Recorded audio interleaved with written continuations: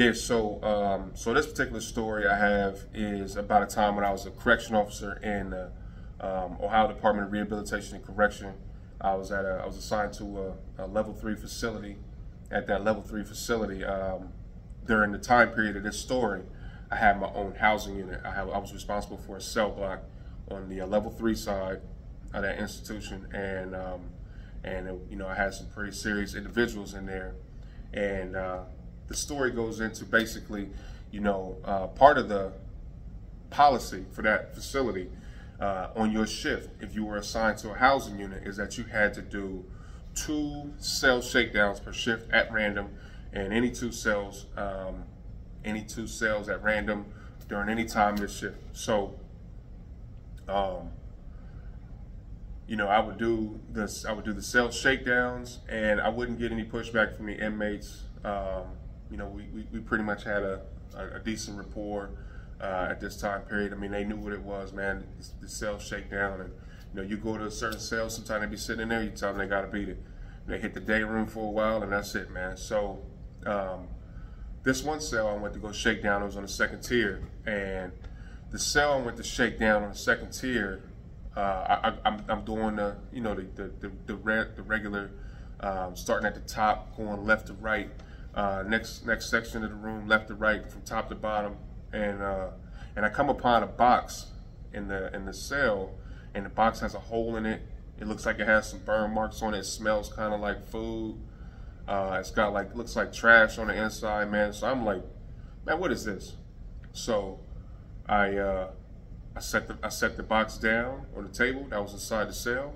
I go out to the tier, and I call the 2 inmates up that the cell is assigned to. I go out to the tier, and I ask the 2 inmates that are assigned to that cell to come upstairs to the cell, so that they can, so somebody can tell me who this trash, contraband, whatever it belongs to, and what is it. So when they get up there, I ask them, and the young inmate automatically, immediately, yo, that's mine, man. You ain't even got a trip. I'm like, all right, well, what is it, bro? Like, this is a cereal box, but what's up with it? So he's like, yo, that's my oven. Without even a hesitation, that's my oven, man. I'm like, your oven? How is this an oven? He was like, yo, so you know how I get crafts. So I get my popsicle sticks, and I get glue. They used the white glue that you had, the Elmer's, when you were in school, that Elmer's glue, yeah. So they had the Elmer's glue, and he had the Elmer's glue, and he had popsicle sticks, and he used the popsicle sticks. He opened up a cereal box, and on the top part, on the front of the cereal box, he made that like the top. It was one of them family-sized cereal boxes, so it wasn't the thin one; it was the thicker one. And he had cut it to where it flapped. And he said, all right, I take the popsicle sticks and I reinforce the corners and along different spots in the middle for the box, so it doesn't collapse. And there was a hole on that flap right in the circle, right in the center, but also on the inside of the box too.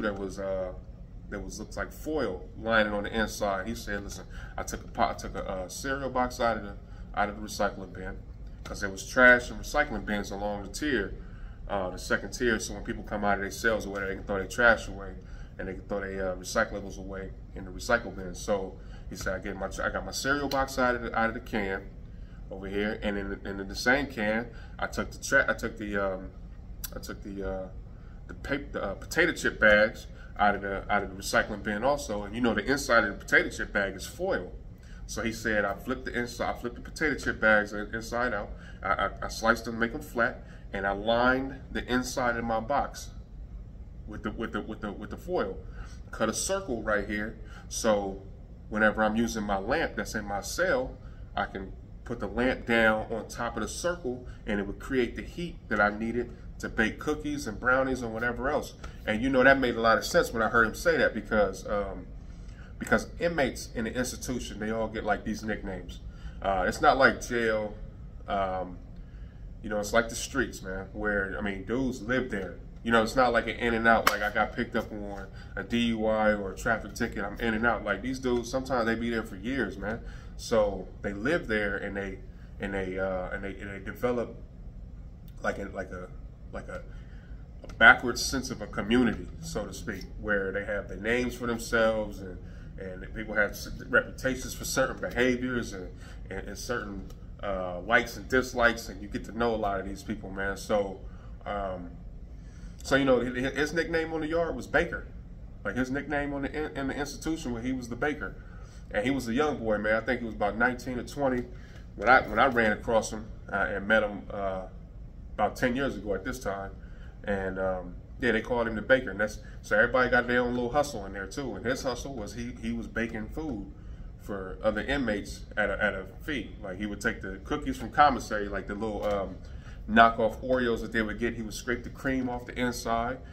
He would take the actual cookie part and powderize it, like grind it down for an hour or whatever, turn it into fine powder, man. I'm talking like super fine. And he would mix it with the coffee cream, different sugars or creamers. I mean, not creamers, but sweeteners and other little spices or whatever that they got off of commissary, man, or other little like little breads and stuff that he would, whatever, man. And he would whip that up and he would put it in this little oven and he would bake it. And that's how he made his living in there, so to speak, amongst the other inmate population.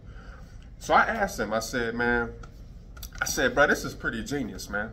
You know, I never seen nothing like this, man, and I wouldn't have even thought to do nothing like this.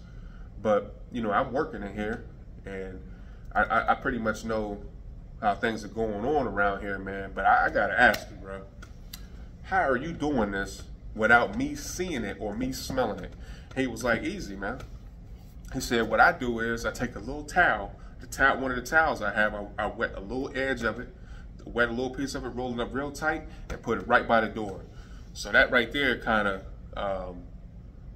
keeps the smell of whatever I'm doing inside the cell inside of here, and doesn't let it venture outside of the cell too much. I just put it along the bottom of the cell, and I put the wet toilet paper along the edge of the door. So then he was like, outside of that, I open my window to my cell, the window that goes outside.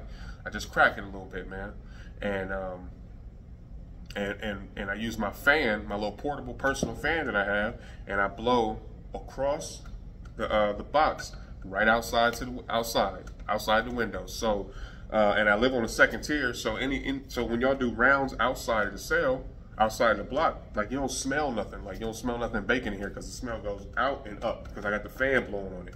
And then he was like, man, I do my baking at night when you know when you can't really see, or there's no movement or nothing. There's nothing going on, and you still do your about two rounds an hour, but. He was like, if it's not suspicious, and I don't have inmates that can come to my cell door and disrupt what I'm doing, like by opening the door and closing the door or whatever, then I can get my baking done without being discovered, so to speak. I said, man, this is genius, bro. I ain't gonna front with you, man. This is genius, but it's contraband. I got to confiscate it. I got to take it, and I got to send you to the hole for it, man. I got to write your ticket. He was like, no problem. No big deal. Gave me his wrist for the cuffs. Called the yard officers in. They took him to the hole, man, wrote his ticket. He went to RIB, which in jail is in prison, I'm sorry, is Rule Infraction Board. The Rule Infraction Board is the prison court.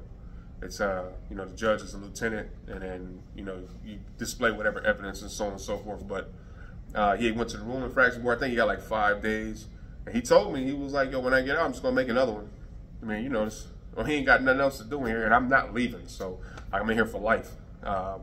He had like a murder, but yeah, man, I was pretty incredible, man. Dude had an easy bake oven, and he was legit making like brownies and cookies, and I would be wondering, like, 'cause I'm pretty new still, I'm still trying to learn like what inmates do. I'm and stuff like that, and I'm thinking they getting a lot of these cookies or whatever coming from like care packages or off commissary, you know what I'm saying?